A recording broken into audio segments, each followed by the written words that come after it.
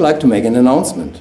I am perhaps the least Kanban expert of this whole event. But why should you listen to this talk? Don't worry. The expert is just 1 minute away. She's called Gina. But you are the experts, although all of you can implement and optimize lean Kanban perfectly. Often you did not reach the maximum impact which is possible. It's just really too often missed dramatically, in our opinion. When you reach the limits, you accept these limits very often much too soon. And we all gave up much too soon. It is too often optimized only within the agile bubble. We experienced the superpower in our transformation, and that's why we are not ready to accept these limits. We have found solutions to push these limits much further. Please listen to our story, but listen for yourself, where we stood, where we wanted, what we wanted, and how we achieved that. And finally, what this could mean to you. Hello, my name is Gina, and I would like to tell you a little about Sitegeist. Sitegeist is a classical internet agency, and we exist since 23 years. This is our status quo, and 5 years ago I would not have imagined that. I feel very good about my company, and I'm quite proud of what we have achieved. Nowadays we have 74 employees, and just to give you an impression, typical projects rank from several hundred thousands of euros, and we support well-known customers. So this is our status quo. So, where do we come from? 6 years ago, we started our agile transformation.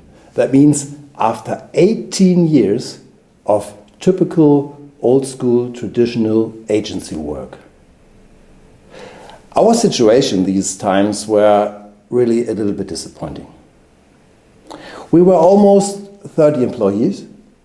We had a lot of experience, and we really could do some things really quite well.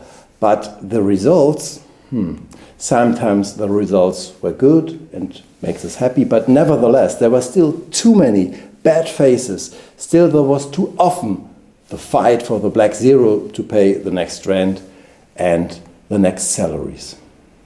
So, to get a good idea of how such typical project goes, I would like to tell you a little story.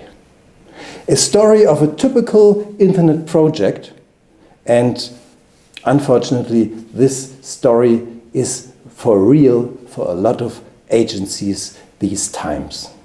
The story I would like to tell you is the story about Project Island.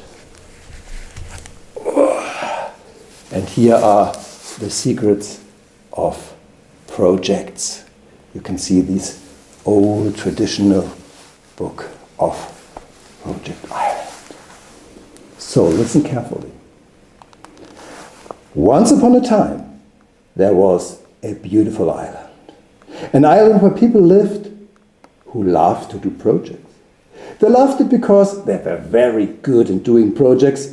They could leave the island at any time.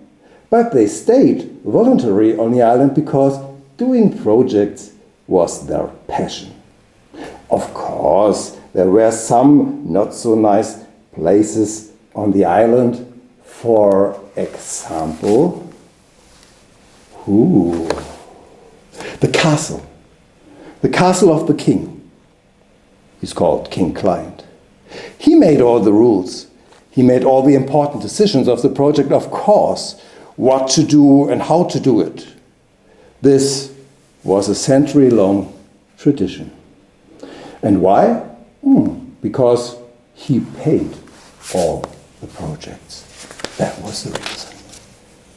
Perhaps the most scary place on the whole island was the horrible estimation cave. All the inhabitants of the island admired those who possessed the incredible abilities of estimation.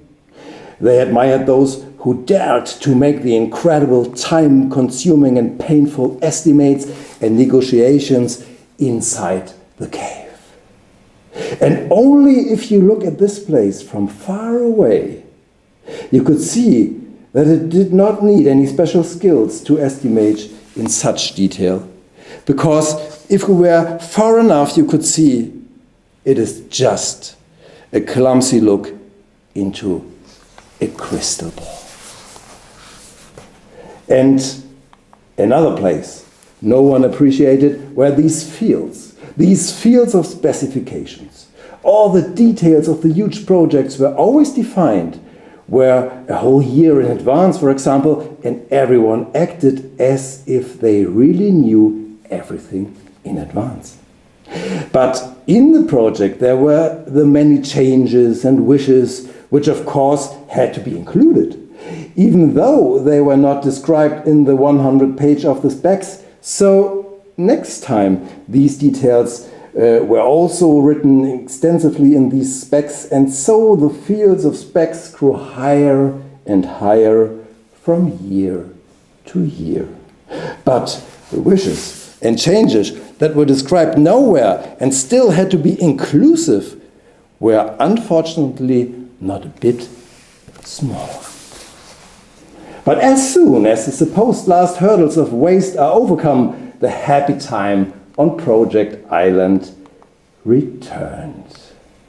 Everyone was happy in the great project. Yes, also King Client. Time and money were still sufficiently available because we are in the beginning of a one-year project, so that he could demand and enforce more and more fancy special requests. And maybe that's why the time of happiness did not last very long. Large project clouds darkened the sky of Project Island. The next scary place after this short period of happiness, trouble times began again. In the project, the constant fighting and eternal arm wrestling. Oh, my wife has seen this fancy navigation at IKEA or Porsche this weekend. That would be great for us, wouldn't it? And why is the shiny feature not included? So shiny, okay. It's never mentioned in the offer, but nor in the specifications, nor in the contract, but that's obvious. In this feature, that feature we have to have. It has to be inclusive. That's why we choose Sitegeist as our agency. After 2 or 3 more endless meetings, okay, then we have to pay extra for this special feature and the other special request, and then all of these features has to be specified precisely, and the price we have to bargain again, and of course the timing has to keep anyway. Unfortunately, these fight clubs can be found on various locations on Project Island.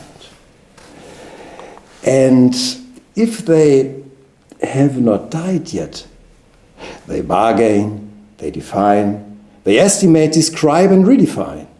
They theorize and argue and fight until today. And the moral of the story, there is none. But for you, much better. The best thing about this story of Project Island is this story is just a fairy tale.